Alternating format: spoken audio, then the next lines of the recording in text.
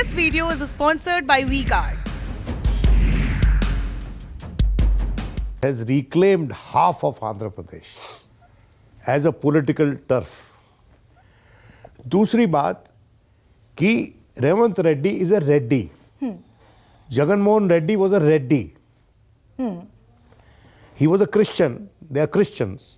हाँ, Rajshekhar Reddy was Christian. Yes, नाम उनका भले ही हिंदू था. देखिए सबसे इन्फ्लुएंशियल कम्युनिटी आंध्रा और तेलंगाना में आज भी रेड्डीज हैं.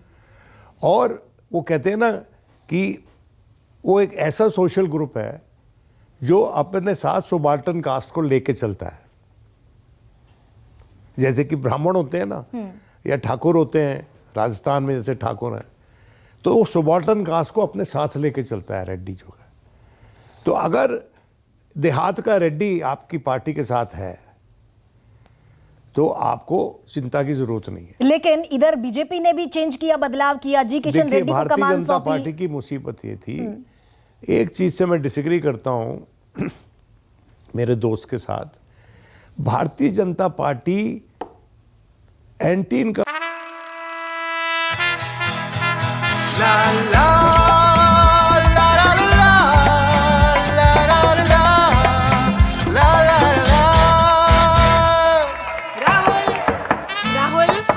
तन के साथ मन को जगाओ वीगार्ड वाटर हीटर्स के संग. वीगार्ड एमएनसी वोट डिवाइड करने के लिए लड़ रही थी आंध्र प्रदेश तेलंगाना में.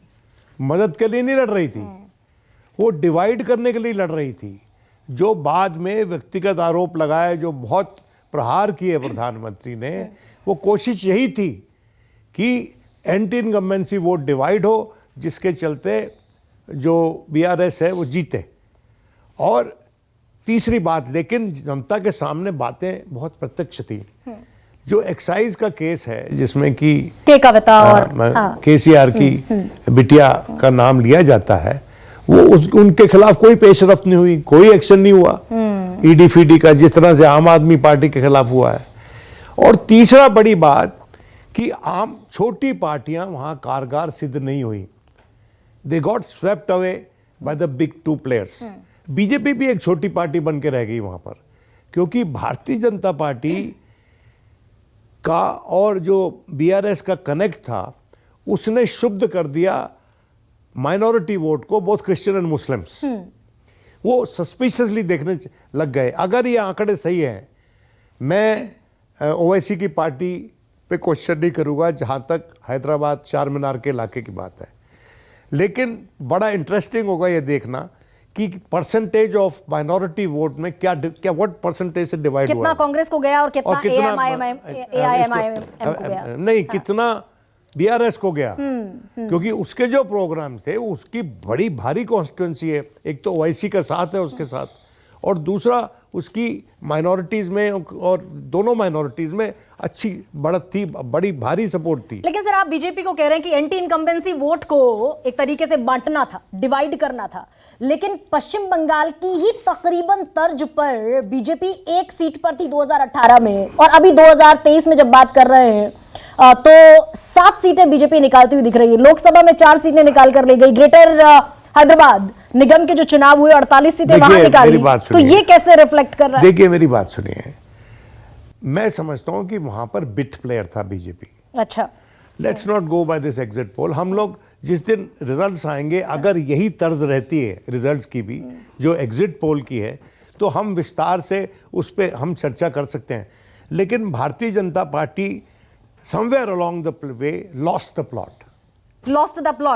जो एक साउथ में बड़ी एक उम्मीद. ये कर्नाटक में इलेक्शन जो हुआ था उसके बाद की बात बता रहा हूं कि जब कर्नाटक में इलेक्शन हार गई बीजेपी और कांग्रेस जीत गई, तो कांग्रेस के हौसले बुलंद हो गए और साथ साथ यात्रा चल रही थी राहुल गांधी की.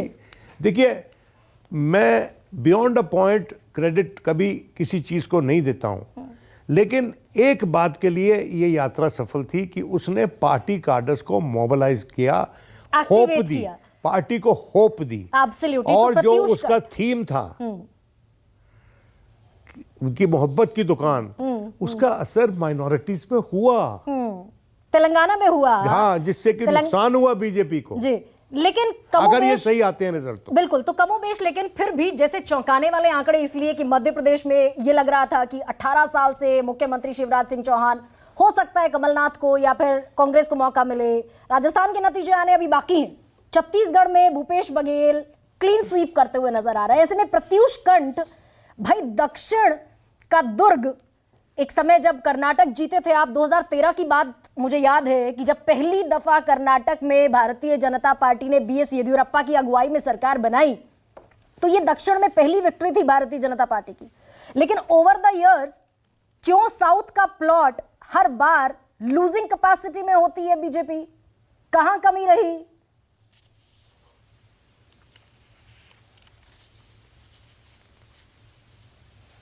Unmute yourself, Pratyush. It's not audible. Am I not audible? Yes, absolutely, sir. Please carry I on. have to ask him. So I'm audible now? Yes, आपकी आवाज आ रही है प्रत्युष। तो मैं आपको बता रहा था कहाँ चूक गए आप दक्षिण में? नहीं, हम कहीं चूके नहीं हैं। मैं सबकी बातें बड़ी गंभीरता से सुन रहा था और यही बताना चाहता हूं कि जो भारतीय जनता पार्टी है, हम लोग एक बना रखे हैं पार्टी को जो बहुत ही वर्कर बेस्ड पार्टी है। केसीआर है, उसको अपना बेटा चाहिए, सोनिया जी को अपना बेटा चाहिए। उनकी जो पॉलिटिक्स की सोच है और जो डेमोक्रेसी को देखने का कंसेप्ट है, वो बड़ा डिफरेंट है हम लोगों के लिए। हम लोग साइलेंट काम करते हैं। अभी आप देखिएगा जब तेलंगाना का रिजल्ट आएगा तो किस तरह का परफॉर्मेंस होगा। हमको याद है जब लास्ट टाइम एक सीट आया था तो लोग बोले खत्म है, पार्लियामेंट हो रहा है, कुछ नहीं होगा। हमको 4 सीट आया तो लोग ने हमको वोट दिया ना। वहां पे तेलंगाना में इतना बड़ा काम मोदी जी ने किया है, सेंटर ने किया है। वहां पे क्या हुआ है, आप पे ED case, CBI case, court case यही चल रहे हैं। सेम हाल अब देख कर्नाटक में सरकार बनी है, चोरी है। आपको बीजेपी की पॉलिटी को समझना पड़ेगा।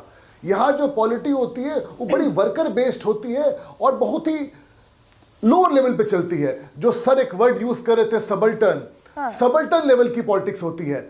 और सबल्टन लेवल की जो पॉलिटिक्स होती है वो ऐसे दिखती नहीं है आपको। हम नहीं, लेकिन प्रत्युष आप कह रहे हैं कि पिछली बार भी बोल रहे थे कि बीजेपी साफ हो जाएगी, हम एक सीट निकाल कर ले आए।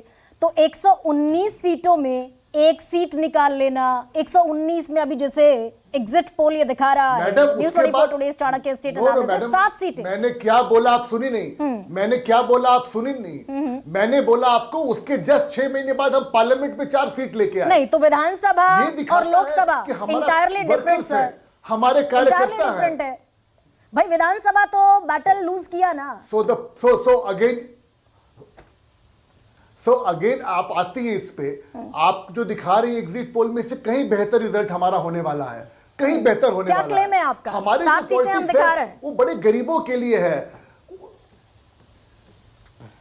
नहीं, आपका जो क्लेम है इससे बहुत ही डिफरेंट क्लेम है। हमारे तो हर बूथ पे पन्ना प्रमुख होते हैं। हमारा आप बताइए आपका क्लेम क्या है? 7 सीटें हम दिखा रहे हैं, आप बता दीजिए। हर चीज की आप इससे बहुत अच्छा आएगा मैडम, वेट कर लीजिए आप 3 तारीख का issue. Quote the exact number, sir. Why you are south के लिए? Why you are hesitated? Quote the exact number.